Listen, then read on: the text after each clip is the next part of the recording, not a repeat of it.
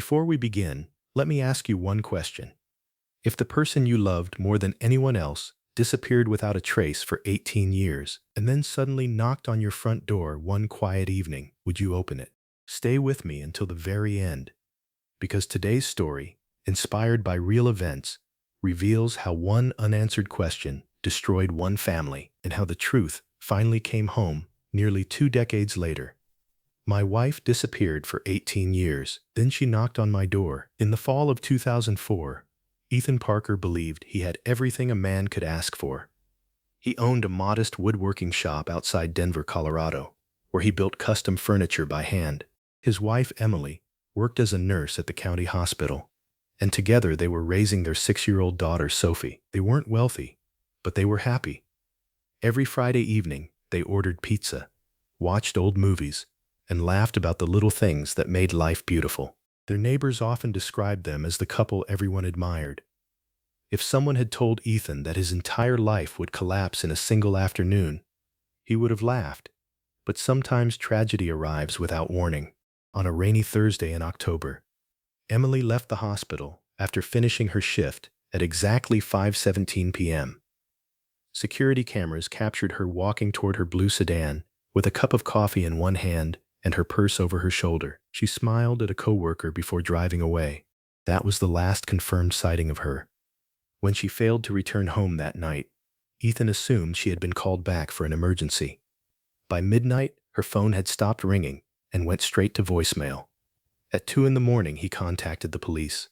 The following day, officers discovered Emily's car parked on the shoulder of a lonely highway nearly 40 miles outside the city.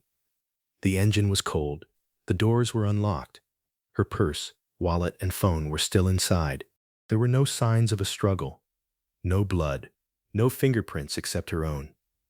It was as if she had stepped out of the car and vanished into thin air. For weeks, the search dominated local news. Volunteers searched forests, fields, rivers, and abandoned buildings. Helicopters flew overhead while detectives interviewed hundreds of people. Every possible theory appeared in newspapers. Some believed she had been kidnapped. Others thought she had chosen to leave her family behind. A few cruel voices even suggested Ethan himself had something to do with her disappearance. The investigation produced no evidence against anyone. Eventually, the cameras left. Reporters moved on to other stories, and the case became another unsolved mystery stored inside a dusty police cabinet. The years that followed were harder than Ethan had ever imagined. Every morning, he prepared Sophie's breakfast before opening his workshop. Every evening, he helped with homework, cooked dinner, and tried to answer questions that no father should ever have to answer. "Daddy, did Mommy stop loving us?" she once whispered before falling asleep. Ethan fought back tears as he kissed her forehead. "No, sweetheart. Your mother loved you more than anything in this world." Something happened that we still don't understand. Time continued moving forward, even though Ethan felt trapped in the same painful day. Sophie grew into a bright young woman and eventually left for college in Seattle. Friends encouraged Ethan to remarry, but he always refused. "How can I say goodbye?" he would ask, "when I don't even know what happened." Emily's clothes remained in the closet, exactly where she had left them. Her favorite novel still rested on the bedside table, with a bookmark halfway through the final chapter. Even after 18 years, Ethan could not bring himself to move those simple reminders of the life they once shared. Then, on an unusually cold October evening in 2022, a soft knock echoed through the silent house. Ethan glanced at the clock. It was 8:47 p.m. He wasn't expecting visitors. He slowly walked toward the front door, thinking perhaps it was a neighbor needing help. Through the frosted glass, he could only make out the outline of a woman standing beneath the porch light. When he opened the door, his heart nearly stopped. The woman looked older, thinner, and exhausted. Gray streaks ran through her dark hair, and deep lines covered her face. Her hands trembled as she clutched the strap of a worn leather bag. For several seconds, neither of them spoke. Then, with tears filling her eyes, she whispered only 3 words. "Ethan, it's me." The world seemed to freeze. Ethan stared at her in complete disbelief. His mind insisted it was impossible.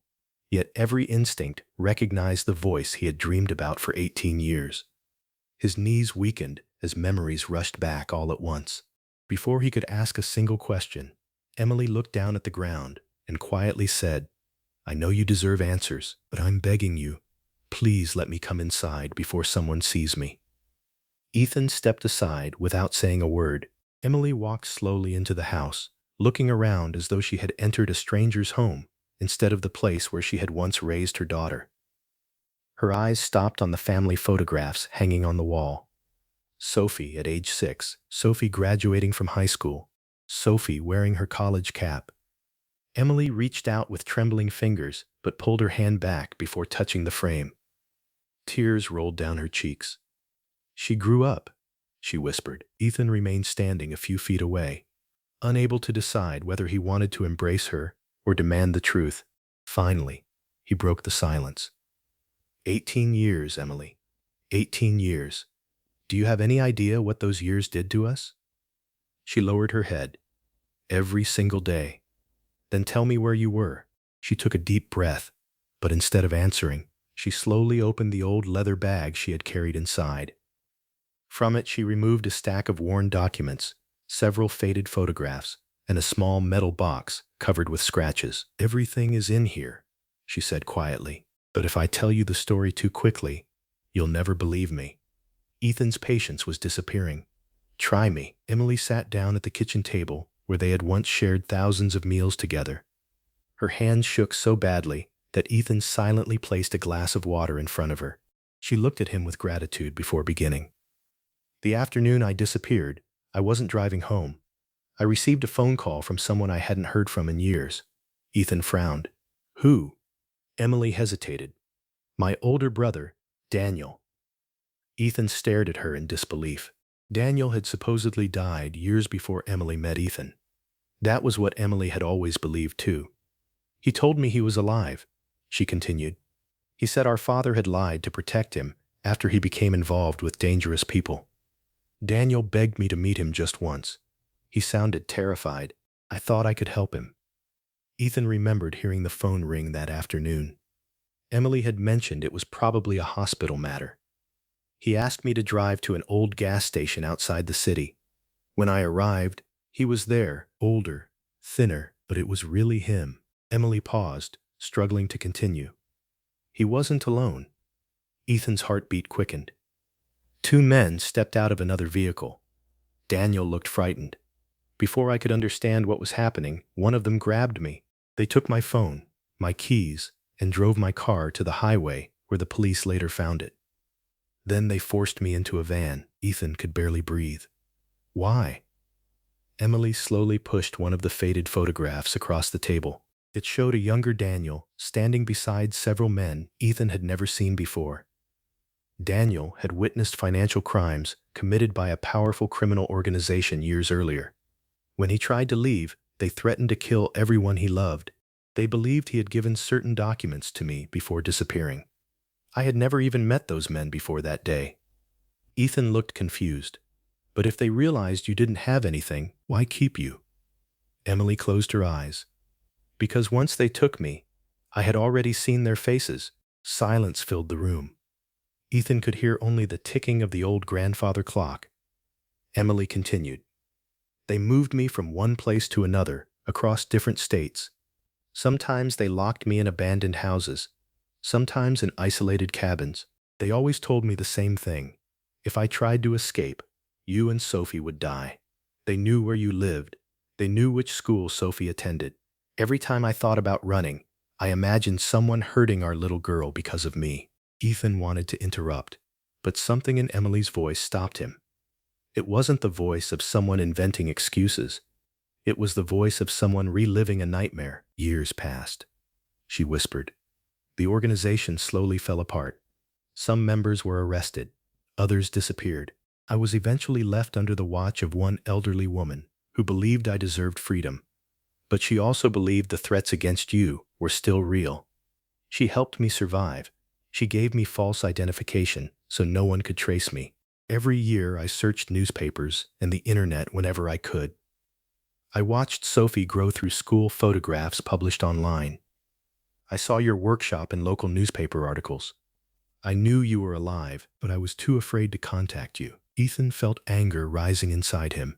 You could have written anonymously. You could have sent one message. Emily nodded through tears. I almost did, dozens of times. But every time I remembered the threats, they convinced me they were always watching. She opened the scratched metal box and handed Ethan several newspaper clippings. They described arrests made only 8 months earlier after a long federal investigation involving organized financial crime and witness intimidation. One article mentioned that the last remaining leaders had finally been convicted. Emily pointed to the date. When I read this, I realized the people who had controlled my life were finally gone.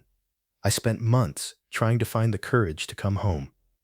Ethan silently read every article. The details matched parts of Emily's story. Yet one question still haunted him. He looked up slowly.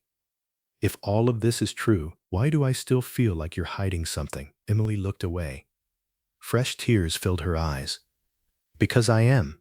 She reached once more into the leather bag and removed a sealed envelope with Ethan's name written on it in handwriting he immediately recognized. There is one truth I couldn't tell you until tonight, she whispered. And after you read this letter, you may never forgive me. She gently placed the envelope on the table between them. Ethan stared at it, afraid that whatever waited inside might hurt even more than the last 18 years. With trembling hands, Ethan broke the seal on the envelope. Inside was a letter, dated almost 17 years earlier.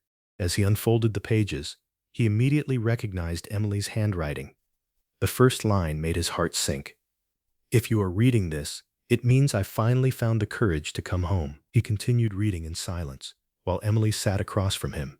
Unable to meet his eyes, the letter described her captivity, the constant fear, and the unbearable pain of watching her family grow older from a distance. But halfway through, Ethan stopped. There was one sentence he read 3 times before he could believe it. The greatest mistake of my life was not that I disappeared. It was that I let you believe I was gone forever after I had one chance to contact you. Ethan slowly looked up. Emily's tears answered the question before she spoke. About 6 years after I disappeared, I secretly reached a payphone while the woman guarding me was asleep. I called home. Ethan felt the room spin. I called, but a little girl answered. It was Sophie. She sounded so happy. Before I could speak, I heard a man's voice in the background. He laughed, and Sophie laughed with him. I convinced myself you had rebuilt your life. I thought you had remarried. I believed my return would destroy the happiness you had finally found. I hung up before saying a single word. Ethan closed his eyes in disbelief. That wasn't another husband, he whispered. It was my brother, Michael. He stayed with us that weekend to help repair the roof. Emily covered her face with both hands as she began to sob. One misunderstanding, one moment of fear had stolen 12 more years from both of them. Ethan felt anger, heartbreak, relief, and sorrow all at once. Neither of them had betrayed the other. Neither had stopped loving the other. They had simply become prisoners of fear and assumptions. After a long silence, Ethan quietly asked the question that mattered most. Why come back now? Emily looked toward the family photographs again. Because I realized that fear had already stolen 18 years. If I waited any longer, it would steal the rest of my life too. Just then another knock echoed through the house. Ethan opened the door to find Sophie standing on the porch. She had decided to surprise her father with a weekend visit. As she stepped inside, she noticed the unfamiliar woman standing in the kitchen. For several seconds, no one spoke. Emily whispered, "Sophie." The young woman frowned. Something about the stranger's voice felt strangely familiar. Then her eyes fell on the small silver necklace around Emily's neck, a necklace Sophie remembered playing with as a little girl. Her suitcase slipped from her hand. "Mom?" she whispered. Emily nodded, unable to speak through her tears. Sophie crossed the room in seconds and threw her arms around the mother she had not seen since childhood. Both women cried so hard that neither could stand. Ethan watched them from across the room, realizing that no words could ever return the birthdays, holidays, graduations, or ordinary moments they had lost forever. But at least they had not lost tomorrow. Over the following months, investigators confirmed many details of Emily's story through old federal case files and witness statements connected to the criminal organization that had finally been dismantled. Some questions were never fully answered, and perhaps they never would be. Healing proved much harder than believing. Emily had to learn how to live in a world that had changed without her. Sophie had to build a relationship with a mother she barely remembered. Ethan had to forgive not only Emily, but also himself for believing that hope had died. None of it happened overnight. Trust returned slowly. One conversation at a time, one family dinner at a time, one shared memory at a time. A year later, Ethan reopened the old wooden box where he had kept Emily's wedding ring for nearly 2 decades.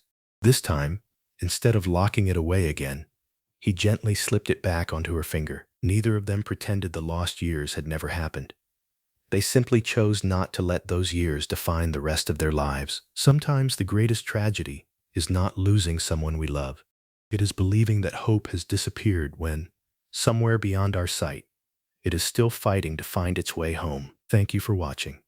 If this story touched your heart, please like the video, subscribe to the channel, and share your thoughts in the comments. See you in the next story.